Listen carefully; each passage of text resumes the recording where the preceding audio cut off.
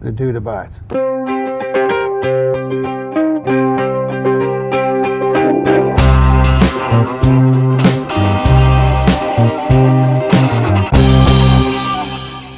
Here's an important thing. When I judge others, I'm also judging myself because, I hope people don't mistake me for something bad. As an autistic person, there's no real gray area. It's black and white. There's good and bad. So I am 32 years old, just hit 8 years ago. I got into stand-up. Before that, I live with my parents. I didn't go out much. I have, just to be extra specific, I have Asperger's, which is a high-functioning form of autism. It leaves me with a lot of anxiety and, of course, loneliness. I graduated high school. I couldn't do college because I couldn't sit still. It was hard enough for me to graduate through high school. I had barely any friends at all. I definitely had no social life. I didn't really ever have a feeling I wanted to be a stand-up comedian. I just wanted to exist somewhere outside my immediate family. About 9 years ago, I started really getting into stand-up listening, and there's this guy, Patton Oswalt, and I listened to him like, oh, wow, I really fucking love this. Maybe I should finally do an open mic. And a friend of a friend like heard me and like, yeah, I'll bring you to North Hollywood to the Ha Ha Cafe. This is the most major thing. First of all, I ain't shit. But I got on that stage, and so far, and to this very day, it's the one place in my entire life I do not get anxious. I finally found a place in the sun, as my mom said. You found a place in the sun? You're an artist, you're doing an artist job.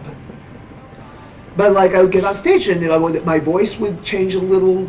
We played clips to my psychiatrist, and he was like, this is amazing. Before I stand up, I tried so many social groups. I'm not religious, but I tried Jewish social groups. I just never felt I fit. And I went to a Japanese anime club for several years at UCLA, even though I wasn't a college student. So comedy opened my world. Now I have multitudes of friends. Now I have a social life, a full-on, for the first time in my life, a social life has not been just 8 years since I started stand-up. It's been 8 years since I burst out of the cocoon as a social butterfly, I guess you could say. You brought that metaphor home.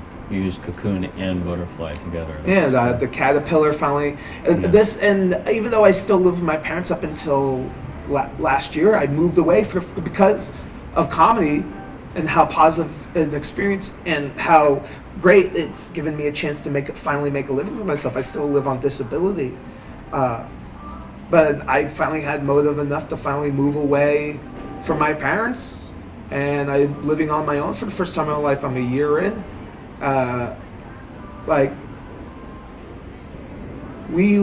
My psychiatrist thought if my parents pass away, knock on wood, that if I was still living with them, since I had no motive, if I didn't have comedy in my life, they would probably either put me in the home. And because of comedy, I've got to experience so many more things. First of all, now I have like a melting pot of friends. It's wonderful. I have Asian friends and Asian friends who are gay. I have Latin friends and Latin friends who are gay. I have black friends and black friends who are on the down low. It's great. A different culture. We should not judge. It's weird because the other comedians started, because they became friendly with me and sort of experiencing things with me, they started to teach me social cues and things that I couldn't learn even from school teachers or my immediate family. For you, it's something that you've had to learn the way other people study. I still extremely struggle with it. Right. Like you poked me in the belly right after we met. Yeah. Which was a way of disarming you. You know, it was like, hey, we're buds, even though we just met. Which was nice. I was able to, I was cool with that. But there might have been someone who might not have been cool. Right. I tend to be impulsive and make mistakes. That was not a mistake. I'm just, no. You remarked on it after poking me. Yeah, I don't like or want to or do necessarily invade people's personal space.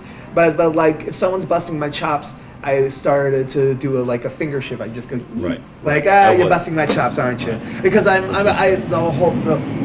several times. I have a tendency to over apologize because the world is still a horribly fucking terrifying place in my brain, despite how, not to toot my own horn, extroverted and positive I am.